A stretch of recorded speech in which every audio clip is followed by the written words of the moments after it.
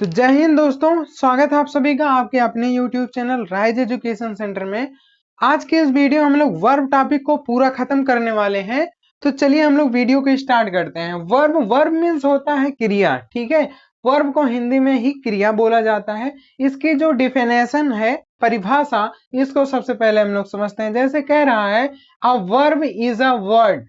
A verb means एक क्रिया, is a word means एक शब्द होती है, which मीन्स जो कि, says मीन्स बताती है, something about a subject means एक कर्ता के बारे में। यानी कि क्रिया एक ऐसे शब्द होती है जो किसी कर्ता के बारे में कुछ ना कुछ बताती है, ठीक है।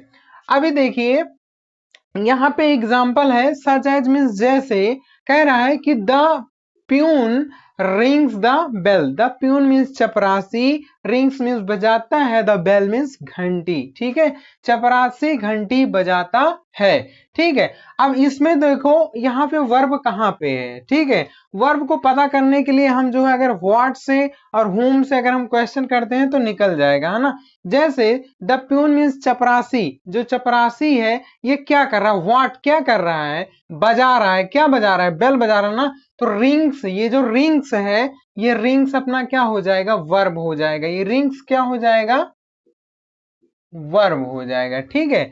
इसमें तो हम लोग वर्ब को समझ लिए कि रिंग्स जो है वर्ब है। आगे दूसरे में समझते हैं, द मदर लव्स हर सन। जब मदर मीन्स माता, लव्स मीन्स प्रेम करती है, हर सन मीन्स अपने बेटे से या अपने पुत्र से, है ना। तो अब बताओ, मदर, द मदर, व्हाट से क्वेश्चन करो फटाक से। मदर जो माता है वो क्या करती हैं, प्रेम करती हैं, किससे, सन से, है ना, अपने बेटे से, है ना।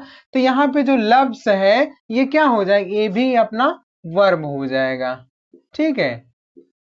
तो आप लोग ये समझ गए होंगे कि वर्ब कैसे निकाला जाता है, ठीक है। इसके आगे हम लोग बढ़ते हैं काइंड्स ऑफ वर्ब, यानी कि क्रिया के प्रकार पर चलते हैं हम लोग, ठीक है। अभी देखिए क्रिया के जो होते हैं वो टोटली 5 प्रकार के होते हैं। क्रिया के 5 प्रकार होते हैं। यहाँ पे हम लिख देते हैं, यहाँ कहीं लिखा नहीं गया है, ठीक है। तो यहाँ हम लिख देते हैं, क्रिया के 5 प्रकार होते हैं। क्रिया के जो है 5 प्रकार होते हैं। अगर इसको आप इंग्लिश में लिखना चाहते हैं या बोलना चाहते हैं तो आप कह सकते हैं, there are 5 types of verbs, है ना। यानी कि जो क्रिया है उसके 5 प्रकार होते हैं। अच्छा, एक चीज और ध्यान दीजिए, कुछ लोग कंफ्यूजन में होंगे कि काइंड सर जी लिखे हैं और यहाँ पे टाइप मीन्स प्रकार होता है। तो बाबू आप ध्यान दीजिए, काइंड्स मीन्स भी जो है वो प्रकार ही होता है, ठीक है। कंफ्यूजन अपना दूर कर लीजिए। अब हम लोग बढ़ते हैं इसके प्रकार पे। पहला प्रकार जो है ये है ट्रांजिटिव वर्ब, है ना। ट्रांजिटिव वर्ब को हिंदी में कहा जाता है सकर्मक क्रिया। सकर्मक क्रिया का मतलब क्या होता है, यहां ध्यान से समझिए, सकर्मक, सकर्मक का मतलब क्या है, जिसमें कर्म जुड़ा हो, ठीक है।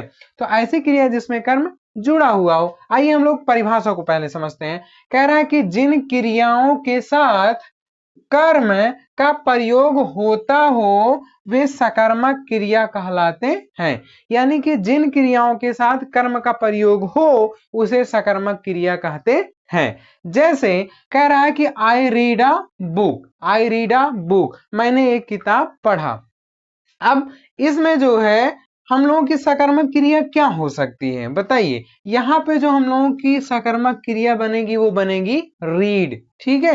रीड क्या होगा, ट्रांजिटिव वर्ब होगा। दूसरे में समझते हैं, कह रहा है कि they play football, way football खेलते हैं। अभी यहाँ पे कौन से सकर्मक क्रिया बनेगी, यानी कि ट्रांजिटिव वर्ब, तो ये बनेगा अपना प्ले। प्ले मीन्स खेलना होता है ना, तो ये बन जाएगा अपना ट्रांजिटिव वर्ब, ठीक है। तो आप ट्रांजिटिव वर्ब समझ गए। अब हम लोग दूसरा इंट्रांजिटिव वर्ब समझते हैं। इंट्रांजिटिव वर्ब को हिंदी में कहा जाता है अकर्मक क्रिया, है ना। अकर्मक क्रिया का मतलब क्या है, जिसमें कर्म का प्रयोग ना हो, ठीक है। तो उसमें क्या, जिसमें कर्म का प्रयोग नहीं होगा वो क्या कहलाएगा, इंट्रांजिटिव वर्ब कहलाएगा, ठीक है। परिभाषा समझते हैं। परिभाषा क्या कह रहा है कि जिस क्रिया के साथ कर्म का प्रयोग नहीं होता है उसे इंट्रांजिटिव वर्ब कहते हैं। जिस क्रिया के साथ कर्म का प्रयोग नहीं होता है उसे इंट्रांजिटिव वर्ब कहते हैं। जैसे यहाँ पे हम लोग एग्जाम्पल को समझते हैं, जैसे कह रहा आई रीड, मैंने पढ़ा, क्या पढ़ा पता ही नहीं है, कर्म है ही नहीं, है ना। इसके बाद दे प्ले, वे खेले, क्या खेले पता ही नहीं है, कर्म है ही नहीं यहाँ पे। फिर देखिए यू लाफ्ड, तुम हंसे, क्यों हंसे पता ही नहीं है ना। फिर इसके बाद आई एम टीचिंग, मैं पढ़ा रहा हूं, क्या पढ़ा रहा हूं पता ही नहीं है ना। अभी तो यहाँ आप देख के बता दोगे कि सर आप तो जो है इंग्लिश पढ़ा रहे हैं, है ना। लेकिन अभी जैसे मैं सेंटेंस बोलूं और यहाँ पे ना हूं, मेरा स्थान चेंज हो, अगर मैं ऐसे ही कहूं कि आई एम टीचिंग, मैं पढ़ा रहा हूं, है ना, या आई एम टीचर्स, मैं पढ़ाता हूं, तो यहाँ पे कोई कैसे जानेगा कि मैं क्या पढ़ाता हूं, है ना। अब यहाँ से तो आप गेस कर ही लेंगे कि यहाँ पे मैं अभी इंग्लिश पढ़ा रहा हूं, है ना। ठीक है, तो यहाँ पे क्या है, यहाँ पे इसका ऑब्जेक्ट नहीं दिया है या फिर इसका कर्म नहीं दिया है, तो इसलिए जो है ये सब क्या है, यहाँ पे रीड, यहाँ पे जो है प्ले, यहाँ पे लव्ड और यहाँ पे एम टीचिंग, ये क्या हो जा रहा है, ये टोटल जिसपे मैंने सर्कल किया है अभी, ये सब के सब इंट्रांसिटिव वर्ब हैं। थोड़ी सी नोट है, इसको हम लोग एक बार समझ लेते हैं। जैसे कह रहा है नोट, नोट में क्या है, वर्ब पता करने के लिए वाक्य में क्या और किसको से प्रश्न करें, है ना। अभी देखिए अगर आपको वर्ब पता करना है कि ये कौन सा वर्ब है, ट्रांसिटिव है कि ट्रांसिटिव नहीं है, तो इसको जो है यहाँ पे वर्ब में आप क्या और किसको अप्लाई करके देख लीजिए। ठीक है, जैसे यहाँ पे क्या से एक बार देख लेते हैं, इसका हिंदी क्या होगा, the peon rings the bell का हिंदी होगा कि चपरासी घंटी बजाता है। अब यहाँ क्या से प्रश्न करते हैं, चपरासी क्या बजाता है, तो देखिए उत्तर आ रहा है कि नहीं कि बेल बजाता है ना।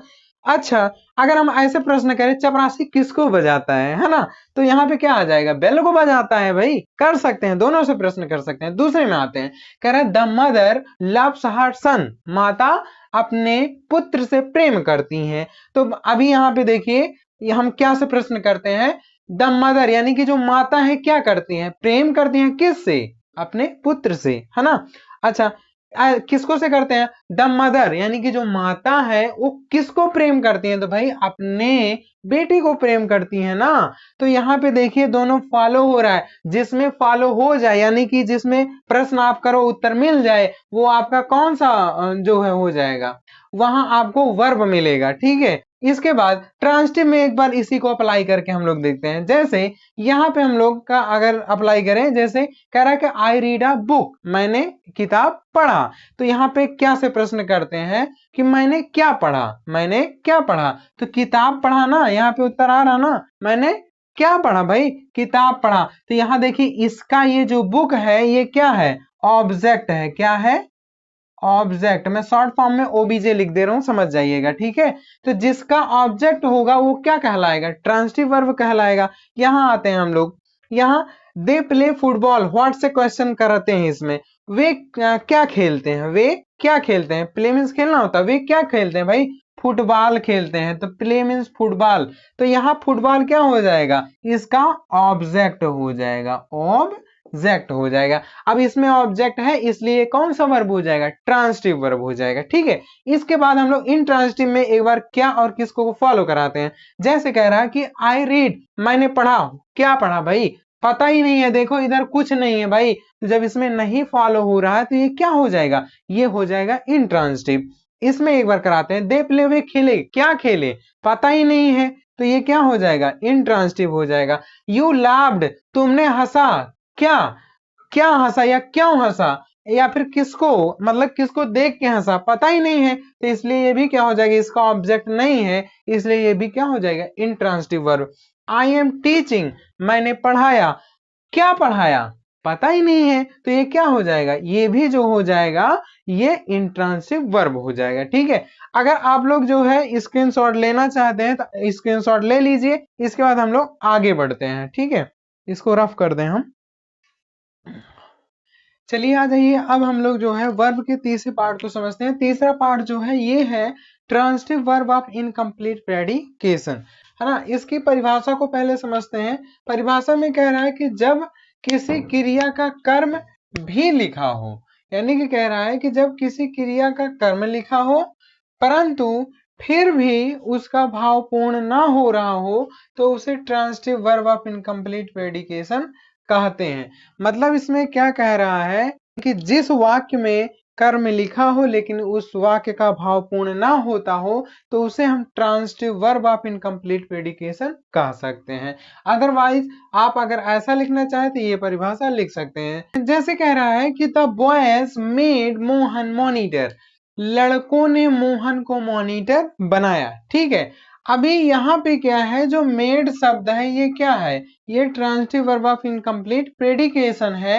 अच्छा, ये इनकम्प्लीट प्रेडिकेशन कैसे होगा ये हम आपको बता दे रहे हैं। जैसे थोड़ी देर के लिए अगर हम जो है यहाँ से मॉनिटर को हटा देते हैं, ठीक है, अभी अब जो है हम मॉनिटर को हटा दिए, अब देखिए इसका अर्थ क्या निकल रहा है, भाव क्या पूर्ण हो रहा है। कह रहा है द बॉयज मेड मोहन, लड़कों ने जो है मोहन बनाया। ये सही है क्या? लड़के जो है मोहन को बना सकते हैं? नहीं बना सकते हैं। मोहन तो एक व्यक्ति है ना, पर्सन है, तो कोई पर्सन है, पर्सन में दोनों आते हैं, मेल एंड फीमेल। इसके पहले जो है हमने नॉन टॉपिक में चर्चा किया था। ठीक है, तो पर्सन, ये जो व्यक्ति होती है ये गॉड गिफ्टेड है ना, तो ये हम थोड़ी बनाते हैं भाई। तो इसलिए जो है यहाँ पे क्या हो जाएगा, यहाँ पे मॉनिटर होना जरूरी है। ठीक है, तो यहाँ हो जाएगा मॉनिटर, नीटर। ठीक है, तो यहाँ हो जाएगा the boys made Mohan monitor. अब देखो इसका भाव पूरा हो रहा है, लड़कों ने मोहन को बनाया क्या, मॉनिटर, यानी कि लड़कों ने मोहन को मॉनिटर बनाया। ठीक है, तो समझ गए ये वाला। अब दूसरा समझते हैं, they choose him their leader, उन्होंने उसे अपना नेता चुना।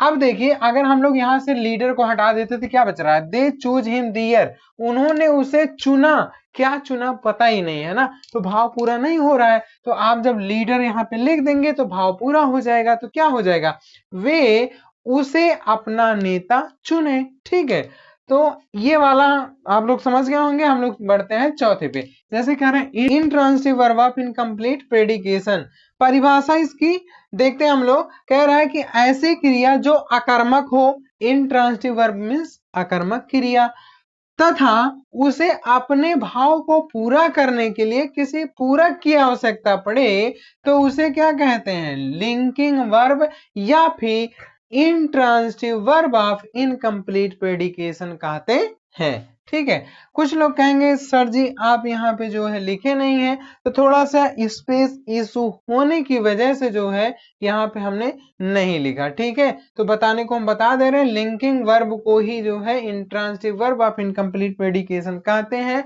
आप कंफ्यूजन में मत रहिएगा। ठीक है, इसका जो है एग्जाम्पल हम लोग समझते हैं। जैसे कह रहा है ही इज, वह है। ठीक है, अब देखिए कह रहा है कि ऐसी क्रिया जो अकर्मक हो। अब देखिए इसमें क्या कोई कर्म दिया है, नहीं दिया है ना, तो कह रहा है कि आगे उसे अपने भाव को पूरा करने के लिए किसी पूरक की आवश्यकता पड़े। अब इसी को देखिए यहाँ पे हम फिर से बनाए हुए हैं, सेंटेंस में कन्वर्ट किए हैं, और यहाँ पे जो है इसके पूरक को भी रखें। अभी पूरक को हम दिखाते हैं, इसमें कौन सा है इसका पूरक। ठीक है, जैसे ही इज था तो ही इज हमने ले लिया।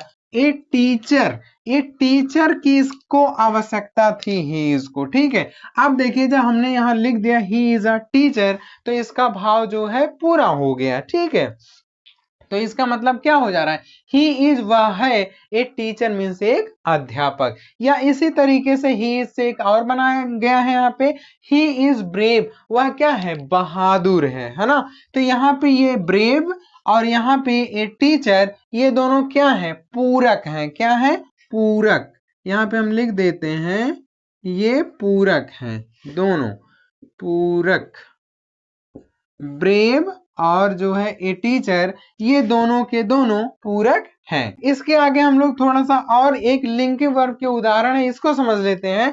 जैसे लिंकिंग वर्ब के उदाहरण में आपको is, am, are, was, were, be, is being, was being, has been, had been आदि, मतलब बहुत से ऐसे आपको जो है लिंकिंग वर्ब मिल जाएंगे। ठीक है, अच्छा थोड़ा सा ध्यान दीजिएगा, यहाँ पे जो है इज जो है यहाँ पे लिंकिंग वर्ब है, यानी कि transitive verb of incomplete predication है। और यहाँ पर भी जो है इज क्या है, लिंकिंग वर्ब यानी कि incomplete sorry transitive verb of incomplete predication है। ठीक है, अब बढ़ते हैं हम लोग पांचवें पार्ट पर। पांचवा पार्ट जो है एक्सिलरी वर्ब है। एक्सिलरी वर्ब को सहायक क्रियाएं भी कहते हैं, है ना। जैसे यहाँ पे एक्सिलरी वर्ब का सबसे पहले हम लोग परिभाषा समझते हैं। परिभाषा में कह रहा है कि जो क्रियाएं किसी अन्य वर्ब को टेंस या फिर मूड बनाने में मदद करती हैं उसे एक्सिलरी वर्ब कहा जाता है। अच्छा, टेंस बनाने में तो समझ में आता है, ये मूड क्या है? मूड का मतलब क्या है? कुछ लोगों का तो मूड ऐसे बनता है कि वो जो उठपटांग चीजों को करने लगते हैं, है ना, ऐसी हरकतें करने लगेंगे कि जिससे और लोगों को जो है परेशानियां होने लगती हैं। जैसे मूड, कुछ लोग कहते हैं भाई मूड बना है, चलते हैं हम लोग थोड़ा ड्रिंकिंग वगैरह करते हैं, है ना। अभी जो दो चार लोग अभी इकट्ठे हो जाए, जब साथ के फ्रेंड्स होते हैं ना, तो वहां पे ये ज्यादा ही मूड बन जाता है लोगों का, है ना। और इसी मूड के चक्कर में लोग अपनी जो है थोड़ी सी लाइफ स्टाइल भी अपनी गड़बड़ ही कर लेते हैं, यूं कहें कि आदत उनकी बुरी हो जाती है ना। तो यहाँ मूड का मतलब सीधे ये है कि यहाँ जैसे क्या है कि सेंटेंस अगर सही से नहीं व्यवस्थित हो रहा है तो हम ऐसे कुछ सहायक क्रियाओं का प्रयोग करें जिससे वो जो वाक्य है वो सही व्यवस्थित ढंग से बैठ जाए और उसका एक अर्थपूर्ण वाक्य में वो बदल जाए। ठीक है, यहाँ पे इस मूड का ही बस यही मतलब है। ये मत समझ लीजिएगा कि जैसे धूम्रपान वगैरह करना, है ना, तो ये सब कुछ नहीं है। धूम्रपान कहोगे सर धूम्रपान पान की बात क्यों कर रहे हैं? तो जैसे लोग ये मूड में ही होता है भाई, जानते हैं ना आप लोग। अभी जब कई लोग इकट्ठे होंगे, जैसा अभी हमने पहले बताया, तो यहाँ पे क्या वो कहेगा, अरे मैं तो भाई यार मैं जो है सिगरेट का इस्तेमाल करता हूँ, है ना। अरे भाई तू कर रहा है तो तू कर ना, है ना, तो मैं क्यों करूं? लेकिन वो कहेगा भाई एक बार करके देख कितना मजा आता है ना। तो इन सब चीजों में भाई आप लोगों को नहीं आना है। अगर आएंगे तो भाई आपकी लाइफ जो है वो बर्बाद मान के चलिए होने वाली है। आज को आप सिगरेट पी रहे हैं, कल को आप हो सकता है ड्रिंकिंग भी करें, और ऐसे अगर आपको लत लग गई तो फिर मान के चलो आपकी भाई पूरी लाइफ बर्बाद है। ठीक है, तो इन सब चीजों में नहीं आनी है। ये जो मूड है सेंटेंस वाला, उसी के अकॉर्डिंग आप चलिएगा, यहाँ से अपना ध्यान डाइवर्ट मत करिएगा। ठीक है, चलिए, तो यहाँ पे जो है एक्सिलरी वर्ब क्या कह रहा है कि एक्सिलरी वर्ब जो हो ऐसी क्रियाएं होती हैं जो किसी अन्य वर्ब को टेंस या मूड बनाने में मदद करती हैं, तो उन्हें हम लोग एक्सिलरी वर्ब कहते हैं। जैसे ही विल गो, वह जाएगा। आई एम रीडिंग, मैं पढ़ रहा हूं। यू मे कम, तुम आ सकते हो। यहाँ पे देखो जो विल है ये क्या है? Auxiliary verb. Am auxiliary verb, may auxiliary verb. ठीक है, अगर मैं यहाँ से विल हटा दूं तो ही गो हो गया। अब देखिए मूड यही है, टेंस और मूड की बात जो कर रहा है सेम। यहाँ देखिए ध्यान से देखिए, या लगा है भाई, टेंस या फिर मूड की बात कर रहा है। यहाँ पे से जैसे ही हम विल हटाते हैं तो यहाँ टेंस और मूड दोनों गड़बड़ाएगा। ठीक है, हाँ, दूसरे में भी जो एम की हमने बात किया, एम भी अगर हटाते हैं तो आई रीडिंग, ये जो है सही रूप से जो है जैसे सेंटेंस होना चाहिए, यानी कि टेंस में जैसे होना चाहिए, ये नहीं बन रहा है, तो इसलिए यहाँ पे जो है एम का होना अनिवार्य है। उसी प्रकार से यहाँ मे का होना अनिवार्य है, और जिस जिस पे हमने सर्कल किया है ये तीनों एक्सिलरी वर्ब हैं। कुछ मुख्य सहायक क्रिया यानी कि कुछ एक्सिलरी वर्ब हैं जिन्हें हमें याद रखने चाहिए, वो हम यहाँ पे लिख दें। एक बार हम लोग रिवाइज मार लेते हैं इसको। जैसे कह रहा है कि is, am, are, was, were, shall, will, has, have, had, do, does, did, can, may, might आदि, है ना। अच्छा, कुछ को आप ऐसे भी याद कर सकते हैं, जैसे शैल का शुड हो जाएगा, मे का माइट हो जाएगा, कैन का कुड हो जाएगा, है ना। तो ये सब जो होती हैं ये भी अपनी कुछ मॉडल एक्सिलरीज भी कह दी जाती हैं, है ना। तो ये सब क्या है? अपनी मुख्य सहायक क्रियाएं हैं। तो आई होप कि ये अपनी जो है वर्ब है पूरी अच्छी तरीके से समझ में आई होगी। मिलते हैं हम किसी नेक्स्ट क्लास में आपसे। जय हिंद।